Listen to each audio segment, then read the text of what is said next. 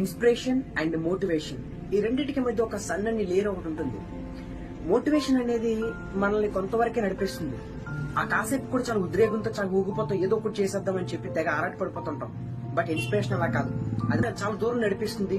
మనకి ఇంకొన్ని పనులు చేయడానికి, మనం చేయాలనుకుంది చేయడానికి ఆ ఇన్స్పిరేషన్ అనేది మనకి చాలా హెల్ప్ చేస్తుంది. అందరికీ గుర్తుకొచ్చేది నిక్ కావచ్చు, లేకుంటే అబ్దుల్ కలాం కావచ్చు, లేకుంటే సచిన్ టెండూల్కర్ కావచ్చు. వీళ్ళంతా మనల్ని ఎంతో ఇన్స్పైర్ చేస్తారు. వాళ్ళ పుస్తకాలను చదువు చాలా ఇన్స్పైర్ అయ్యాం. ఓకే, నేను కాదనడం లేదు, అలా ఇన్స్పైర్ అవడం తప్పని నేను చెప్పడం లేదు. కాకపోతే ఇలా మనల్ని ఇన్స్పైర్ చేసే వాళ్ళు మన చుట్టుపక్కల చాలా మంది ఉంటారు. మన ఇంట్లోనూ, మన ఇంటి పక్కన, మన ఇంటి ముందు చాలా మంది ఉంటారు. ఎక్కడ వరకు ఎందుకు, నీ లైఫ్ లోనే అలాంటి ఇన్స్పైరింగ్ అనిపించిన పోల్ సంఘటనలు జరిగే ఉంటాయి. అలాంటి ఇన్సిడెంట్ నీ లైఫ్ లో ఏమైనా ఉంటే ఈ స్క్రీన్ మీద కనిపిస్తున్న నెంబర్ కాంటాక్ట్ అవ్వండి. ఇద్దరం కలిసే జర్నీని స్టార్ట్ చేద్దాం. వీలైనంత మందిని ఇన్స్పైర్ చేద్దాం. అట్లీస్ట్ మన ప్రయత్నం ఒక్కరిని ఆలోచింప చేయగలిగినా చాలు.